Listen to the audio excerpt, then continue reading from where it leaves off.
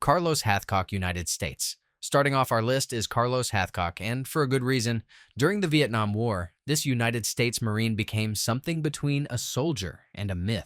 His official count sits at 93 confirmed kills, but military analysts believe the real number exceeds 300. And get this, the Vietnamese put a bounty on his head worth the equivalent of 3 years of their soldiers' pay. They called him Long Trang, the White Feather, because he wore one tucked in his hat as a signature, like in the movies. But Hathcock's legend comes from 2 missions that sound impossible.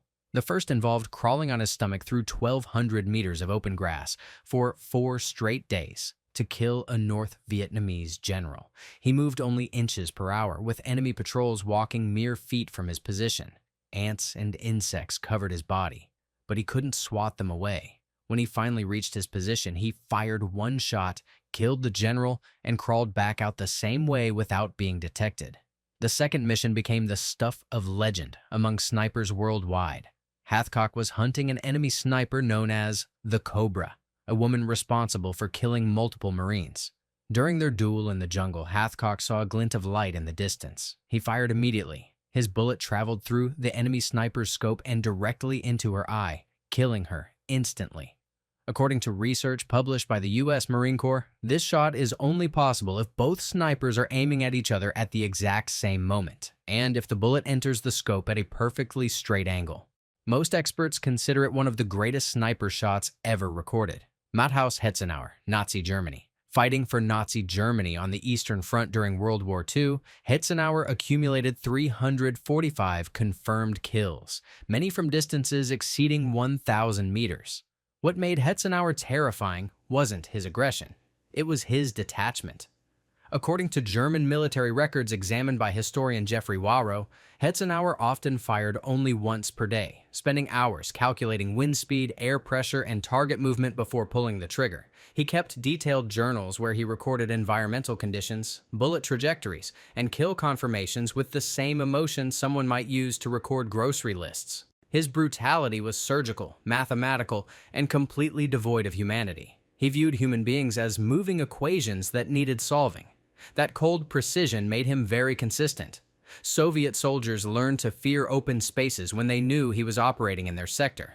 Adalbert Waldron, United States. Most snipers hide and wait, but Adalbert Waldron hunted. During the Vietnam War, this United States Army sniper racked up 109 confirmed kills using methods that broke every traditional sniper rule. Waldron fired from helicopters as they moved, from boats rocking in rivers, and from positions most snipers would consider impossible. His specialty was hitting enemies during their brief moments of exposure, exploiting split-second windows that required reflexes. Military historians note that Waldron's approach represented a new evolution in sniper warfare. He combined the traditional sniper's precision with an infantry soldier's aggression. He didn't wait for perfect conditions. He created opportunities through movement and audacity. His methods were controversial among traditional snipers, but devastatingly effective in Vietnam's chaotic jungle warfare, where static positions often became death traps. Chris Kyle, United States.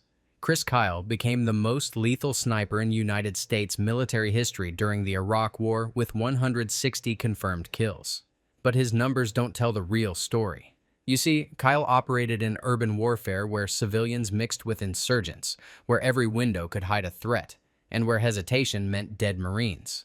According to his military records and accounts from fellow SEALs, many of his kills happened at short range in crowded environments under extreme psychological pressure. His brutality came from proximity. Traditional snipers kill from distances that create emotional separation. Kyle often saw his targets' faces, watched them interact with others, then made split-second decisions about who lived and who died.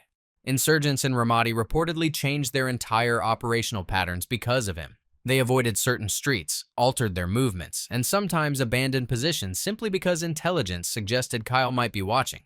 His presence alone became a weapon that shaped battlefield behavior without firing a shot. Ivan Sidorenko, Soviet Union. Ivan Sidorenko wasn't just deadly.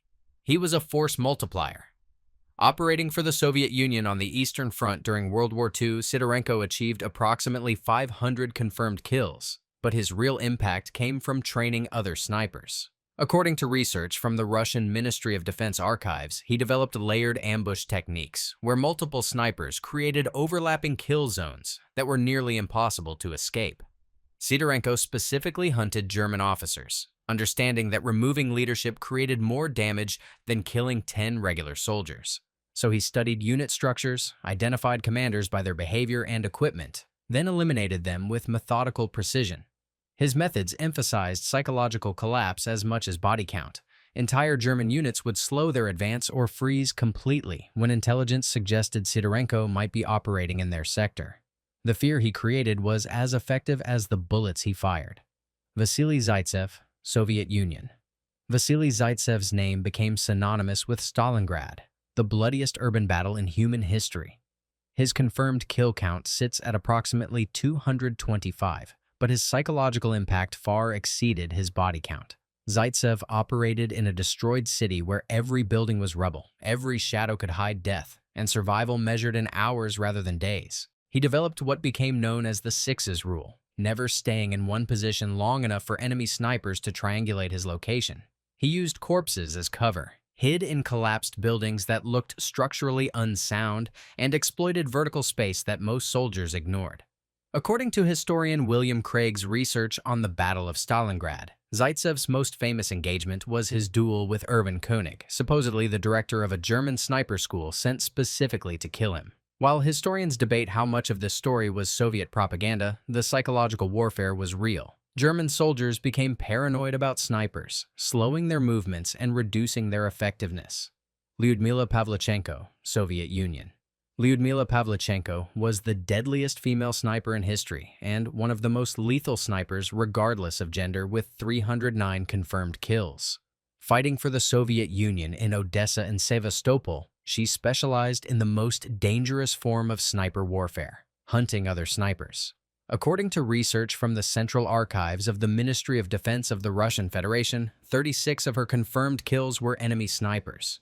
Counter-sniper warfare requires different skills than normal sniping. You're not hunting regular soldiers who don't know you exist. You're hunting someone actively trying to kill you. Someone with equal training, equal patience, and equal skill. Pavlichenko would sometimes spend days studying an enemy sniper's patterns before taking a single shot. She understood that one mistake meant death.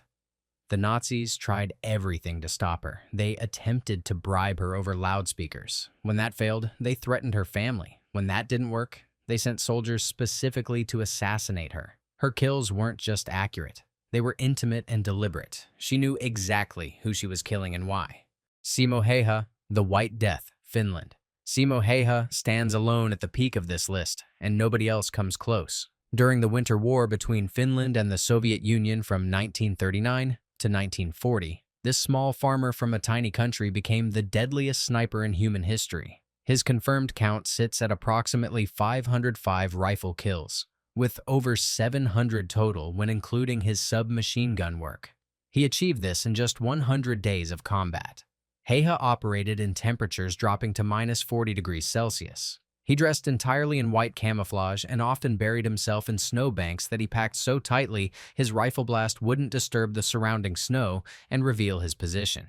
He refused to use a telescopic scope, relying instead on iron sights because sunlight reflecting off a scope lens could betray his location. Häyhä would sometimes wait motionless for hours in sub-zero temperatures for a single perfect shot.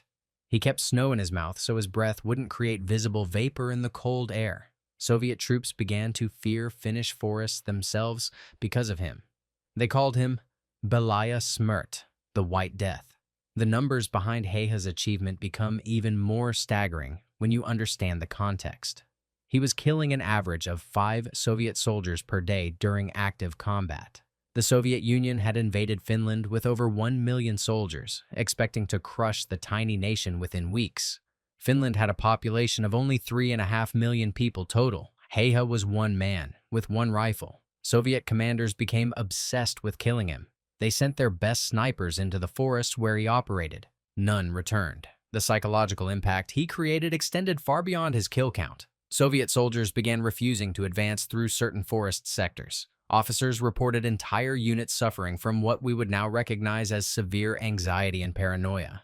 Men would fire at shadows, waste ammunition on phantom movements, and sometimes shoot their own soldiers in the chaos of fear.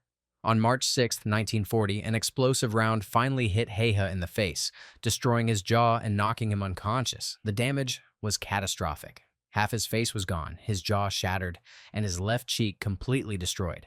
His fellow soldiers found him still breathing in a pool of his own blood and evacuated him, though most believed he would die from his wounds. Against all odds, he survived and woke from a coma the day the war ended. He lived to age 96, quiet and humble, rarely speaking about what he had done. He never glorified his actions, never boasted about his achievements, and never sought fame or recognition. When asked how he became such an effective killer, his response was simple: practice. When pressed about whether he felt remorse for the lives he took, he simply stated he did what was necessary to protect his country. These 8 snipers changed warfare forever, proving that one person with discipline, patience, and deadly skill can affect entire armies. Some became legends, others became ghosts, but all became something their enemies feared more than death itself. Their stories live on in the movies we see. Here's the question that matters: do you believe they are heroes, or does the mission behind their actions matter more? Let us know what you think in the comments. And for more history lessons, don't forget to hit the subscribe button.